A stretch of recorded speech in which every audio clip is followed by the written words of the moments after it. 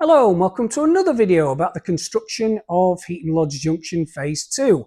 Now, we're not up at Dent as we were last week. We are not at Heaton Lodge either. I'm actually down in Windsor in a friend's garage, and as if I haven't already enough to do, I'm building him an O-gauge shed layout, which he's always been pestering me to do so I've finally caved in.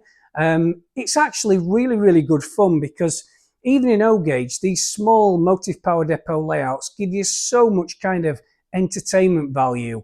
And we're going to be parking up a few 56s, manoeuvring them around, etc. And I'm just going to be spending a couple of days here a month just finishing it off for him. So I'll show you what it entails in a minute. But we're going back up to Heaton Lodge in a minute. We're going to be doing some speed weathering. And we're also going to be looking at the diorama that I talked about last week. So I'm going to fully scenic a 12-foot by 8-foot section of the new extension of Heaton Lodge, right down to the finest detail. And we're going to see just how long it takes us. We're going to be as quick as we can, but we're going to keep the quality in there. So keep watching, and here we go again.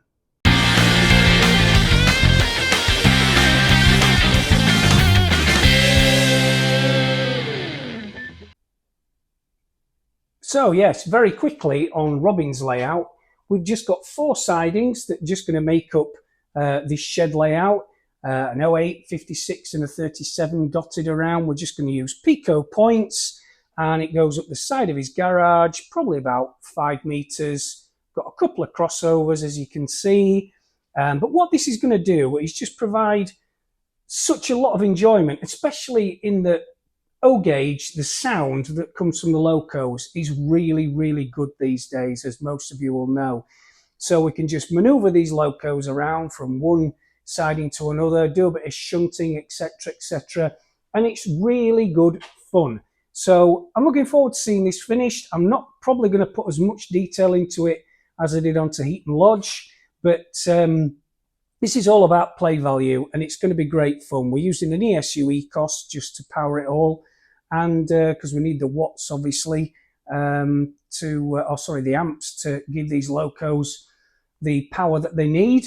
And yeah, I'll keep you up to date on this because, you know, it's a little bit of a diversion, but it's just good fun. Let's go back to Heaton Lodge.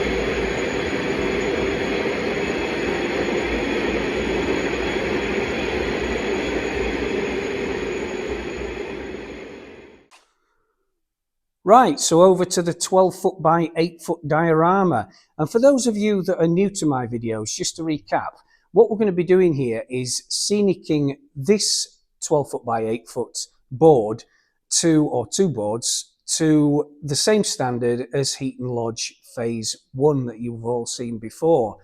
And really, since I last saw you, actually, a week or so ago, what I've just been doing is preparing this. And just to bring you up to date, what I've done is firstly to put these are just PVC bits from packaging, from locos, from Hellion locos actually, that I've just carved up with a Stanley knife. And I've slid these between the boards, even though the boards are actually joined. And the reason I do this is just so I can ballast right up to them and landscape right up to them. But then I can also see the other side as well. So I can get the levels kind of right. And it also helps you kind of realize what you're taking on in terms of the size. So if those of you that have got double O gauge or O gauge or N gauge layouts and they have got board joins, this is always a good thing to do. So just get some plastic packaging, slide it between the boards, and then you can ballast right up to the plastic. And of course, when you come to separate the boards, you've then got a really neat join.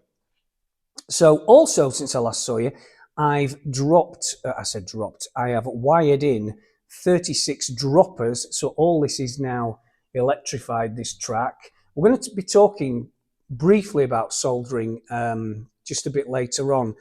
But the other thing I've done is also painting the track.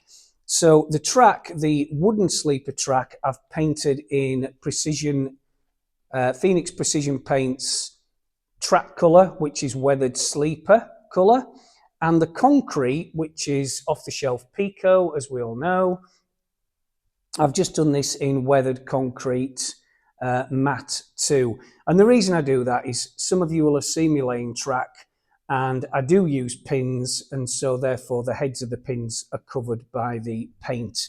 And I've varied the colour. I don't know if you can tell if the camera picks it up, but I've varied the colours slightly, so you've just got different combinations of shades. But to be honest, even if you just spray the paint all over the track, it does make a massive difference. And when I'm doing it, I just go along with a rag on top of the sleeper, on top of the rails, just to get the paint off as I'm doing it. So that, just to recap, is what I've done since I last saw you. Just painting the track, wiring in the droppers, and I've slid these plastic sheets between the boards as well.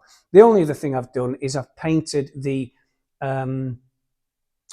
between the boards in a brown colour, and I've used this stuff from B&Q. It's just wall paint in matte brown, and it just means that, you know, if you do go through the landscaping, it's not going to be just the colour of wood underneath. It's going to be brown. So that, just to recap, is what we've done. And now I'm just going to show you how I prepare to start from the very beginning. But actually, before I do that, I just wanted to show you this. A couple of people have said on the comments, can you just show or remind us just the difference in O gauge and double O gauge and N gauge? And it's a good point, actually, because if you look at an O gauge loco, you just forget how big they are. So we're looking at double O gauge there. That's just a scissor crossing in double O. And then, of course, N gauge there. So there is a huge difference in the size. But just as we touched on earlier, working on that layout of my friend Robin's down in Windsor, you can get so much into such a small space in O gauge and just have a lot of fun. But double O gauge has got its benefits, and so has N gauge, of course. So all these different gauges, they're all good for different people with different circumstances.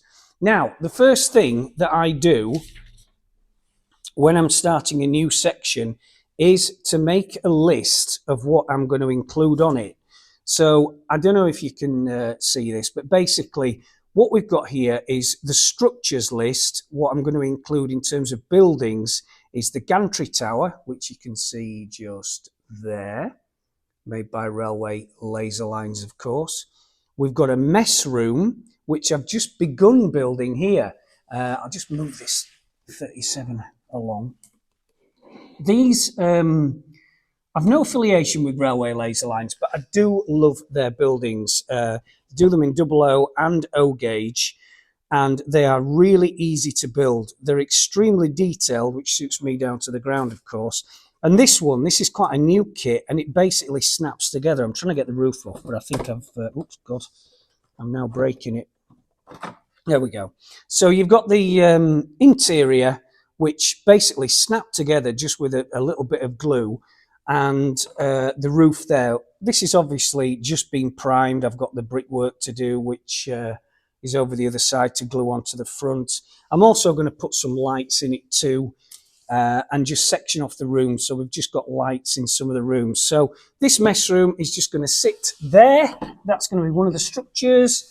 And then we've also got this porter cabin. I can't remember where I bought that at an exhibition. I can't remember where it's from. I have a feeling it's a Manchester Models building, but I'm not quite sure. But that will go anywhere. We've got quite a lot of room between the tracks, so that's just going to go anywhere between the tracks. And of course, on marshalling yards, you don't have that many buildings. We're just going to have a selection of motive power depots like Healy Mills, and of course the mess building, which I've just pointed out to you. But there's not going to be that many buildings. So we've also got structures. We've got 2 relay boxes, which we're building into the embankment wall. I'll come onto the embankment in a minute. So that's just popping up on your screen, so you can see how the relay boxes are built into the embankment. Signals. Now, we've got a couple of signals. These are from our Absolute Aspects. I've used these before on Heaton Lodge Phase 1. They're just really well built. They're not cheap, but they are very, very good, and they work really, really well. And I'm also using, interestingly, these DCC Concepts ground signals. Now, I started to use these actually when I was just messing about and just trying to work out what I was going to put in this marshalling yard. But I really like them. They're really well detailed. They're relatively inexpensive. In fact, they're really good value, to be fair. And these are meant to be double O gauge, but they also work, I think they're kind of between double O gauge and O gauge, because these certainly look about the right size for O gauge. I'm not sure, but they certainly look okay. So I'm going to be using those for the signals. And then I also make a list of all the details we're going to be putting in, which is the concrete trunking, AWS ramps. I'm not going to read through all of them, but you can see what I'm talking about. And at the end of this building the diorama, we're going to be adding loads of these details like dead leaves, the ballast bins, and we're going to be doing the lighting as well for the porter cabin. We're going to light that up. We're going to light the mess room up, and we're going to light up the gantry tower at the top with LED lights. So that's going to be all good fun. So that is what I do to prepare basically a section before I start on the actual work in itself.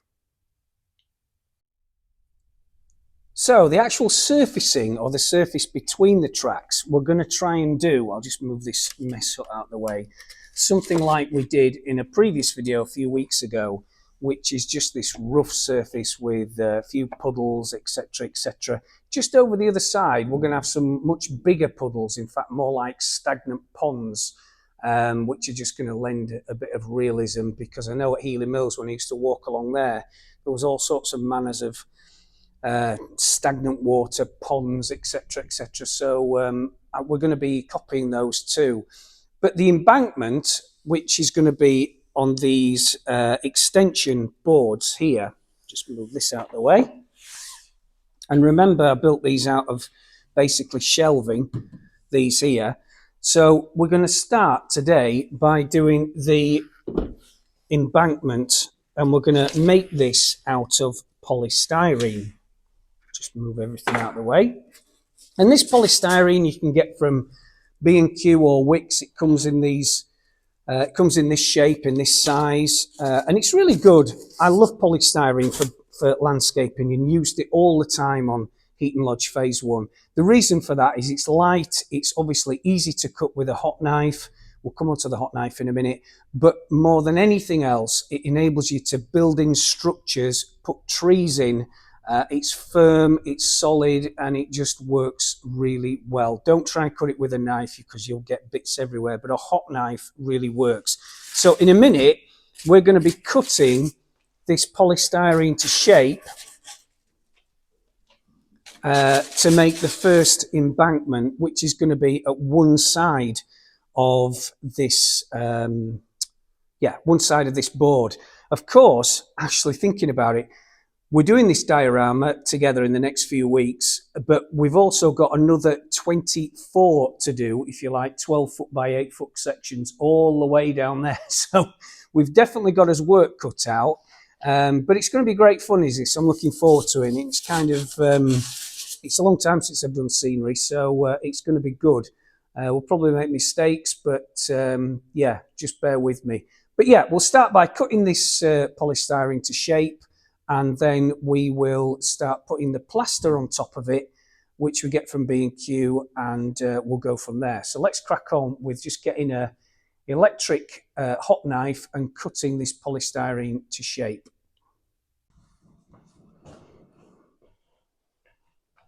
Okay, so the first job I've done is just to use this clear glue to just glue together these 3 polystyrene boards that I'm using. I've kind of, I'm using 3 because I think the height is about right for an embankment.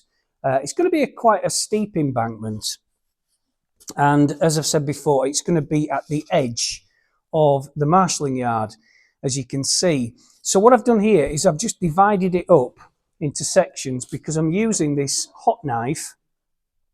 This was quite an expensive one. I think this was about 150 quid, but I do a lot of landscaping. So I'm going to be doing a lot of landscaping. So I do need something kind of robust, but you can get hot cutting tools much cheaper online. This one is just because it's got a good thick blade and it's going to last a long time. But the wire cutters are just as good if you've got you know, a much smaller amount of landscaping to do. So the first job I'm going to do is just to, as you can see, the polystyrene is hanging over the edge. So I'm just going to press this button, heat this knife up, and I'm just going to cut along the edge of this. There we go. It's nice and hot now until we get to the end, like so. So we're just going to jump to the end and I'll show you what I've just done, but you get the gist. Okay, so let's cut the face. Again, what I've done here is just kind of in black marker pen, just worked out how steep we want the embankment to be. And I reckon that is probably about the embankment kind of angle I think we need. And I've just put a line here as to where the top of the embankment is going to meet the flat surface of the of what we're going to put on top of it. I haven't decided yet. I think I might have a road here. I'm not so sure, but we'll see. So the first thing is I'm just going to make a cut. Sound like a surgeon, don't I, in an hospital? I'm just going to make a cut here. And oh, I don't think I've done it deep enough. Got to get my hand in again, you see, because it must be 2-3 years since I've been landscaping, but I really enjoy this aspect of building a model railway. And then we're just going to cut down roughly where this line is. And as you can see, this bit should nicely drop out. Nearly, anyway. Right, so there we go. So that's basically the shape of the embankment. And we're just going to do this with each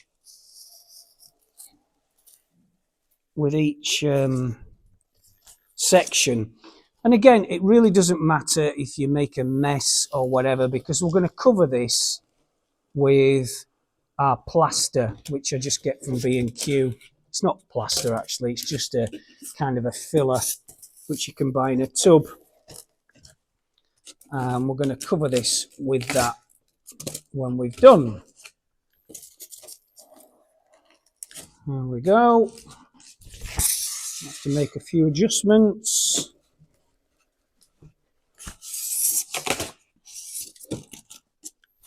Kind of about right. And we're just going to do this all the way along. You've probably got the kind of gist by now. Again, it doesn't matter if there's gaps or if anything doesn't exactly, well, for example, if you get the angle different on each section, really doesn't matter, because when have you seen embankments that are asymmetric and perfect? You just don't. Right, just do this one and then we'll just jump to the end. There we go. So I'll just get the camera, I'll just show you a little bit closer what we've done. Okay, so looking at from the other angle, you can see actually I've dropped a bit of a clanger because I've cut too deep into the embankment, leaving a bit of a gap in the baseboard there. But actually, just like when you do scenery anyway, you find that actually it just adds a bit more to the realism. So that's not a problem. I've just smoothed it off a bit with the electric hot knife, and yeah, I'm quite pleased with that. It looks okay.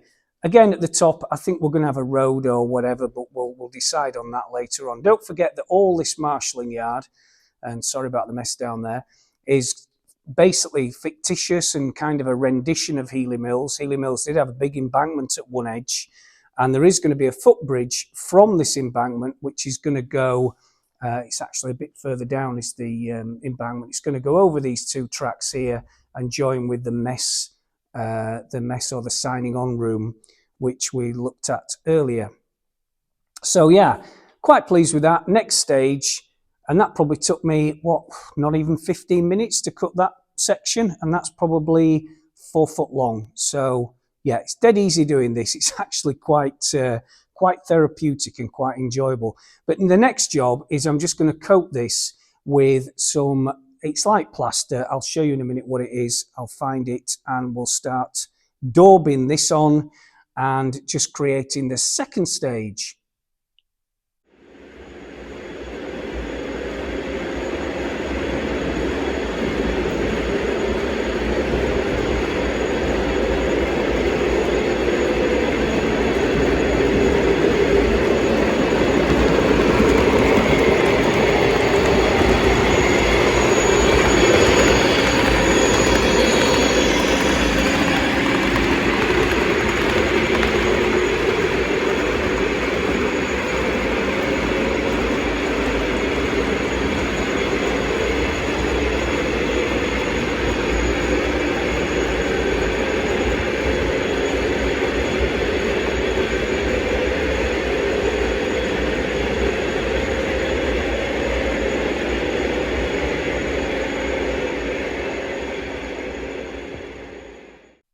So I'm just using this, which I just bought from B&Q, to cover the surface of the polystyrene for our base layer. And it's just a basic filler, as it says there, as it says on the tin, for rough surfaces. So you can use most things, but anything like that is fine. So let's have a bit of fun and daub it on.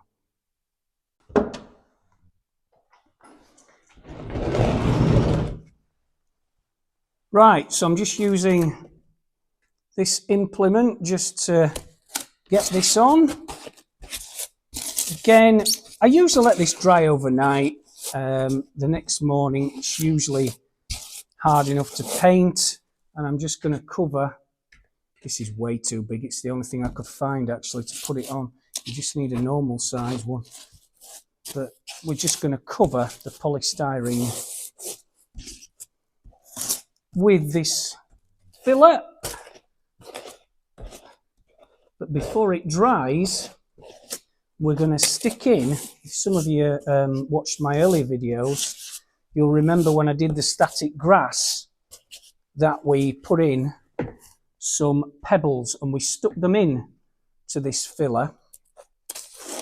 So those form the tufts of grass, which you just see everywhere on embankments, whether they're on the side of motorways, whether on the side of railways, it doesn't matter, but you find these tufts of grass everywhere. So we're going to use the pebbles in a minute to stick into this filler to represent those. So I'll just pop to the end. We'll just jump to the end and then you can see the finished result of the filler.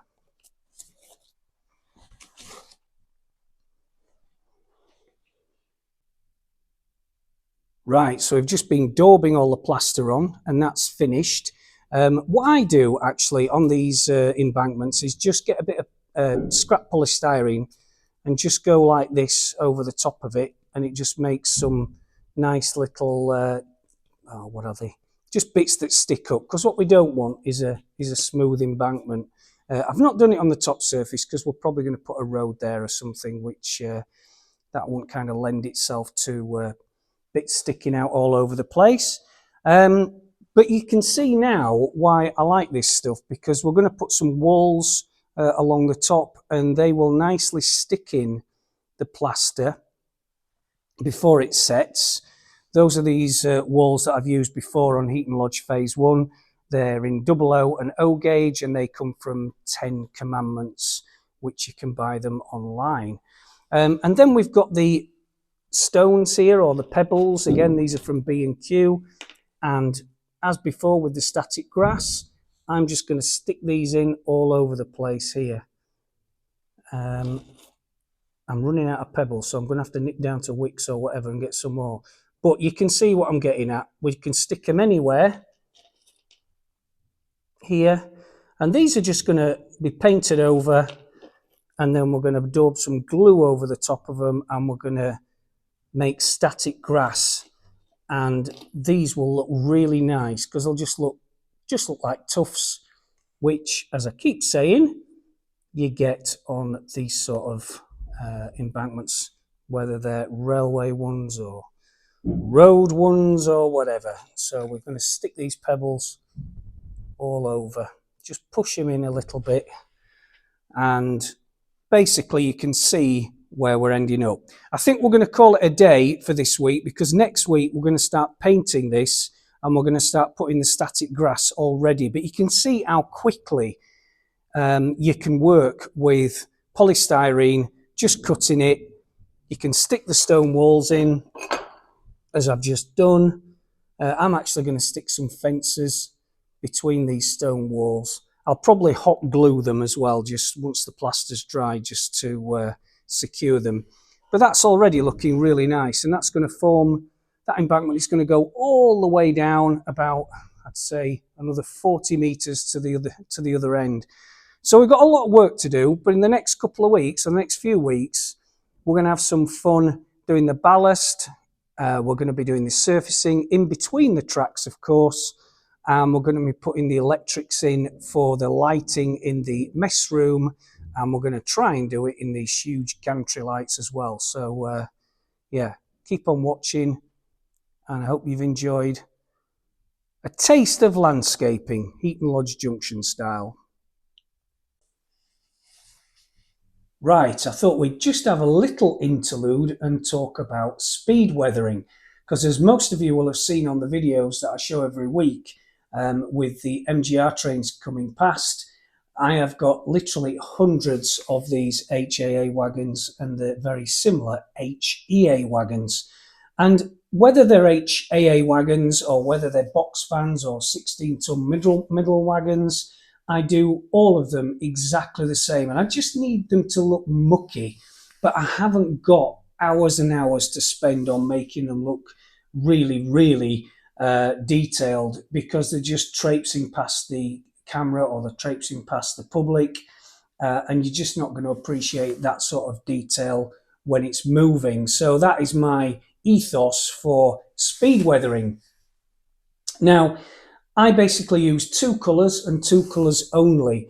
Rail Match is one of the paint makes I use, but there's others too. Rail Match Frame Dirt and Rail Match Weathered Black, both enamel paints. I just don't get on with acrylics. I don't know why. I can't mix them right or anything, but enamel paints, it's just 50-50 thinners and paint. And this HAA wagon, as you can see, all I've done is mask off one of the panels, just to make it look as though it's had a new panel fitted because of rust or damage or whatever, and I do the same on the other side as well. And as I've just said, whether I do 16-ton mineral wagons, box vans, Freightliners, it doesn't matter what they are, I always mask off a bit here and a bit there, and I use frame dirt and weathered black, which are the only two colours that I use. So very simply, we'll just do a quick demonstration because I try and do one of these in literally about 4 minutes. So I give it a nice coat of dirty black all over, or weathered black as it's known. Sorry, that's just the compressor kicking in. And this is all we do, dead easy, quite enjoyable. We do the inside as well, because if you're running these empty, they're never going to be clean. And we do the rims, like so.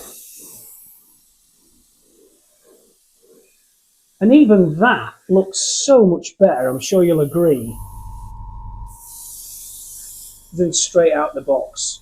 Now these MGR wagons got really, really filthy because obviously they're cold. Sometimes if I'm feeling a bit brave, I'll just do one panel like that with a bit more muck on it.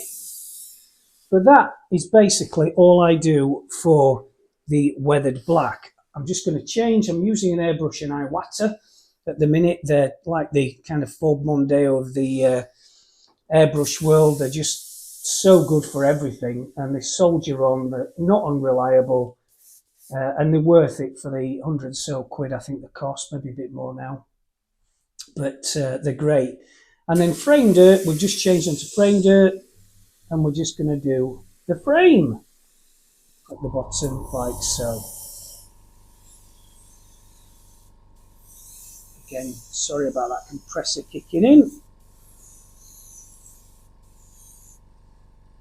And that, ladies and gentlemen, is literally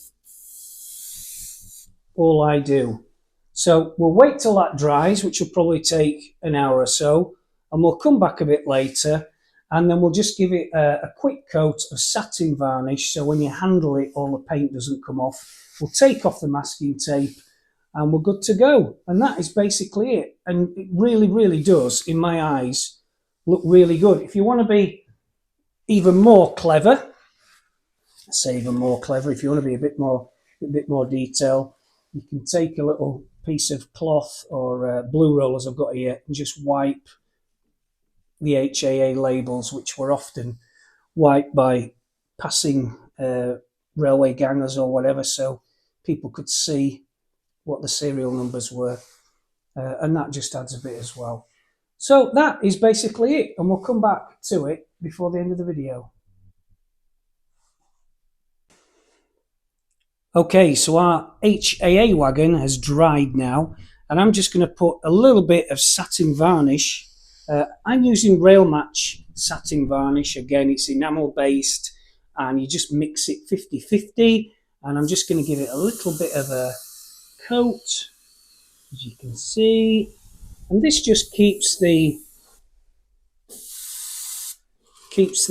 paint from coming off in your hands. You can see where I've, whoopsie daisy,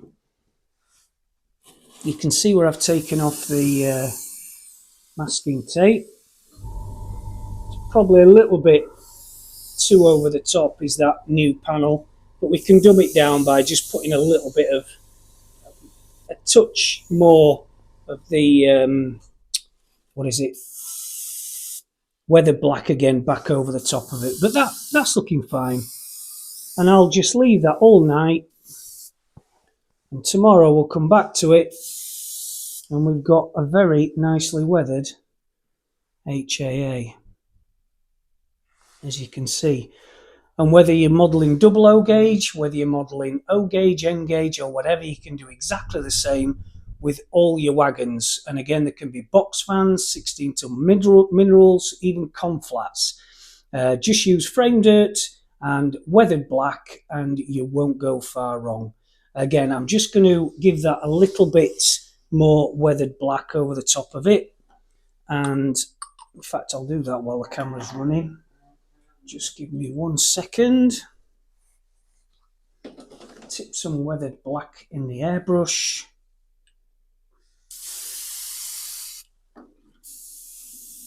There we go. And just give it a little bit. That's better. See, that's already loads better. Just toned it down. And on the other side. There. That maybe a little bit more. You've probably noticed that I put the satin varnish on a second ago and then I've just put paint over the top, but it matters not because it still dries and it won't come off in your hands. So that looks loads better. Yeah, that's fine. So pleased with that. Looks really good. We're going to do coal loads next week, and coal loads for any coal carrying wagon, of course. Doesn't have to be an HAA. But I hope you like that little demonstration. That will go really well on Heaton Lodge Junction's new Phase 2 marshalling yard. So yeah, thanks for watching, and I hope you picked up some tips.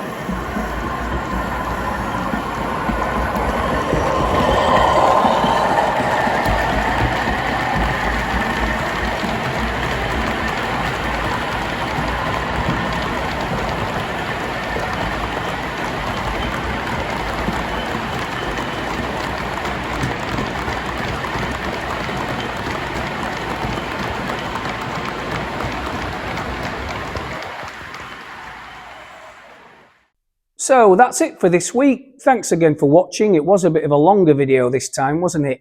But lots more to come in next week's video. It just remains for me to say as ever, thanks for watching. Please like and subscribe. It does make a big difference. And also, any comments you make, whether they're good, they're bad, I always answer them, constructive or not. So thanks again, and look forward to seeing you next week.